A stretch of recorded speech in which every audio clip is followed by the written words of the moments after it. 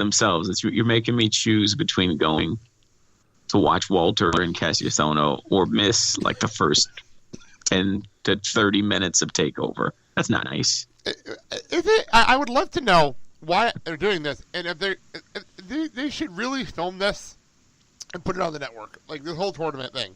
Because if you're going to do this, well, typically what they do is they'll film the Axxess matches. They did that last year. They film the Axxess and then they show them as filler episodes for NXT throughout. Mm-hmm. Well, I think this is one of those events where you could actually do individual specials on the network with these tournaments. Like, I think you could do that and have some fun with it. So I don't know, but yeah, that's not fair. Versus Walter, it's just not fair. It really is. Just a question: character Cassius Ohno, is he coming out on his hoverboard? No. That's another wrestler? Why would you? No, he didn't do that. That was never him. No, that's that what was I'm never asking. him. That was never him. I was going to say, there was some wrestler. This is Chris Hero. Yes, I know. Yeah, that never happened. Okay. All right. I just want to make sure.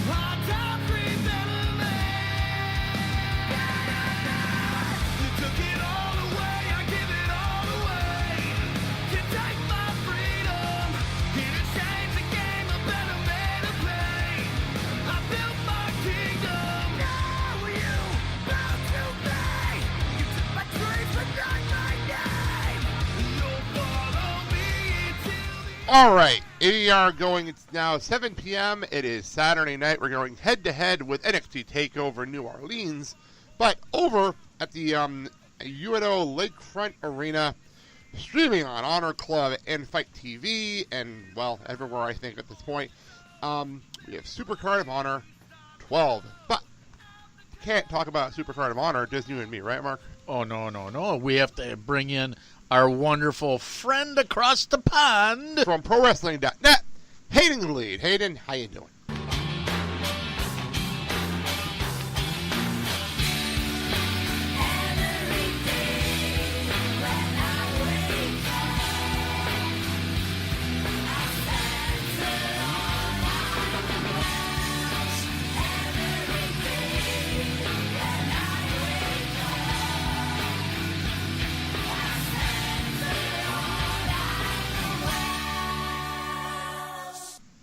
I'm not too bad. Blake, how's yourself? Not too bad. I am tired. I've been recording for a day. It's crazy.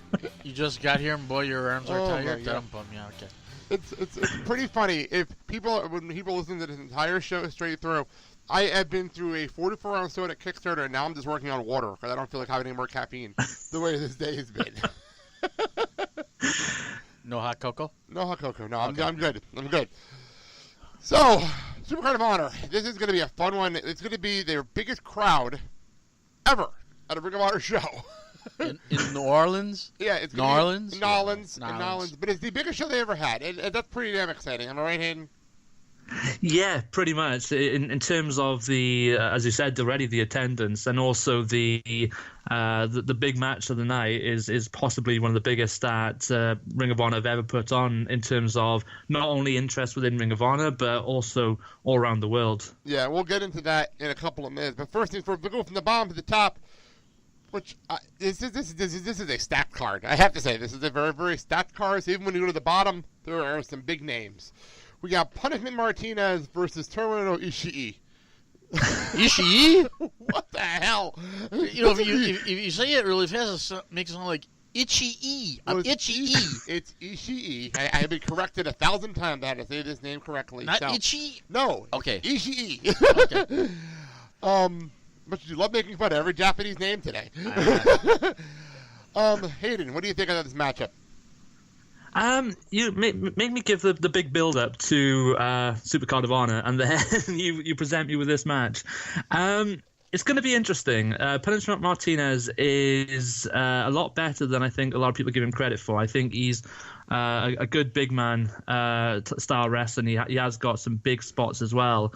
And I think it's going to be an interesting sort of dynamic between him and Ishii. And I do commend your pronunciation, Blake. Thank you. I've learned from you, Ricabani. So there you go.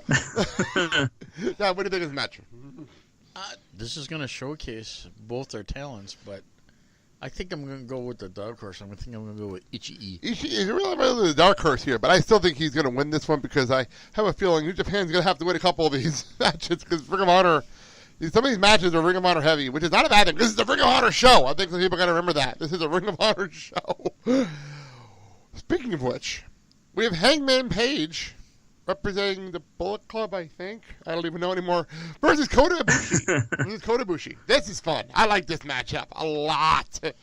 Hayden, your thoughts? Yeah, it's certainly got a lot of potential, and something that I found interesting on the TV show on Monday was the fact that Hangman Page, when he was delivering his 30-second promo for this match, basically made it sound that he felt that Kota Ibushi was the reason that Kenny Omega was splitting away from the Bullet Club, or made it sound like he thought that Kota Ibushi was the reason for the Bullet Club splitting up. And I kind of like that angle, and I wish they'd played on that a bit more. But yeah, in terms of their actual abilities and their styles, I think this is going to be definitely a dark horse for a match of the night. Yeah, I expect Kota Ibushi to win this match just based on the feud, but it wouldn't shock me if Hangman got the win here. No, it certainly wouldn't surprise me either. In terms of, it depends on what the story is overall that they're going to be telling with the Bullet Club coming out of this. I suppose we'll get a better idea of where it's going after this match.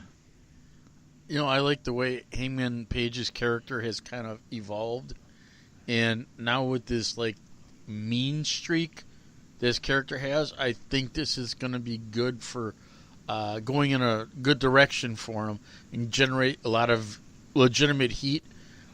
And even though I would like Hangman Page to win this match, I don't think he's going to. All right, let's move on to the Ring of Honor Women of Honor Championship Tournament. Before we get to the matches that are on the card, what are your thoughts of the tournament, Hayden? It's kind of been up and down for me. Yeah, there's been some really good matches.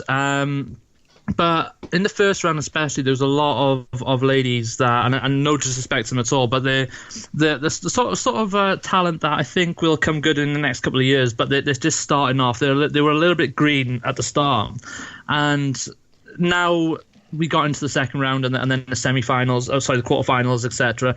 It's starting to get very interesting. You're starting to get the more established names facing each other, and especially on this week's show, it was certainly the best match that's been, and I believe it was Mayu Iwatani against Deonna Purrazzo, and that was a tremendous match. I'm not going to lie, I am shocked Deonna Purrazzo is not in the semifinals. I am shocked. So am I to a point, but the way that the brackets fell, I can kind of understand that they wanted more international sort of talent there as well as having Kelly Klein, who's the staple of Women of Honor, and obviously Tennille Dashwood, aka Emma from WWE. So let's look at this. We have on the pre-show, these matches will be happening. It's Kelly Klein versus I'm gonna say how you said it. So Mayu Iwatani, am I right? I'm the worst person to ask for pronunciation of her name. I'm and Sumei Suzuki, I think, versus Tennille Dashwood. I expect this to end up like Kelly Klein versus Tennille Dashwood. I have a feeling. What do you think, Hayden?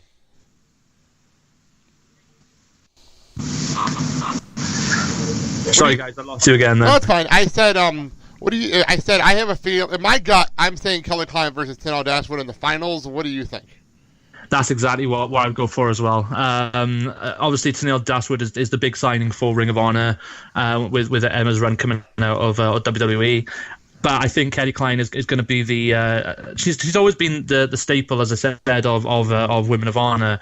And for her to be the first champion, I think makes a lot of sense in terms. I will just wrap it up. Dad, your thoughts on the semifinals and who do you think is going to be in the finals and who's the champion at the end of the whole thing? Because I think Haydn said Kelly Klein. I have a weird feeling it's going to be Tennille Dashwood. That's my personal opinion, but Kelly Klein makes the most sense. What do you think? I have to agree with Haydn on this one. And the thing everyone should kind of take notice of, if you notice, these other promotions are showcasing more of the women athletes now. And I don't know if it's something that they picked up from NXT or WWE, but to showcase women wrestlers and other organizations, I think it's a positive thing to do. Yeah, it's a positive thing to do because then you can attract local talent and basically kind of guide them through going up to the ranks and going into other promotions. I do want to give a quick shout out to Stacey Shadows. Who's a BCW girl from here in Milwaukee who did face Tennille Dashwood in the first round. Yep. So it was very cool to see a local talent in this tournament unexpectedly. Getting recognized. So that was pretty damn cool. All right. Oh, very much so. Yes. So, Ring of Honor World Tag Team Championship. This is an interesting one.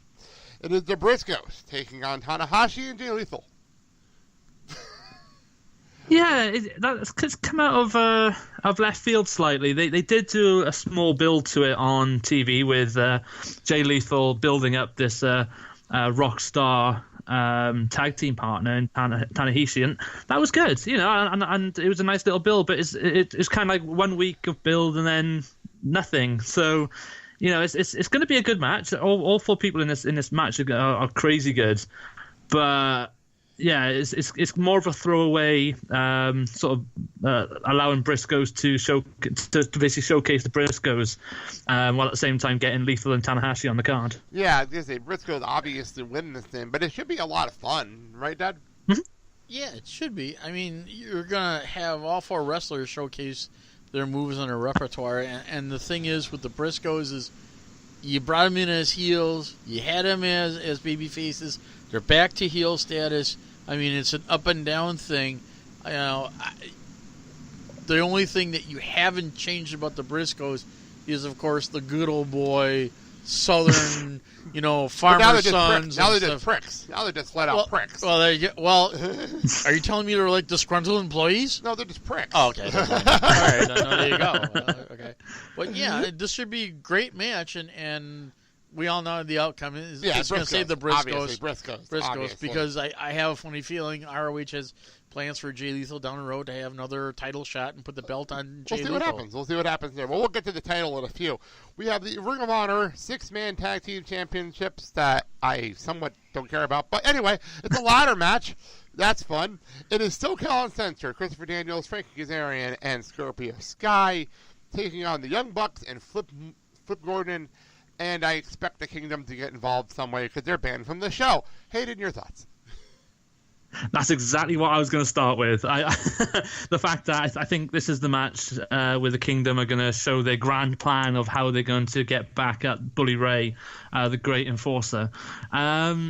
It's the match that will make the ROH fan purists happy in terms of the crazy match that you don't see anywhere else, because the Young Bucks and Flip Gordon alone are going to make this a tremendous ladder match. And then you put in the seasoned veterans in Daniels and Kazarian, who obviously we've seen a ton of ladder matches that have been just phenomenal. And then Scorpio Sky is no slouch either.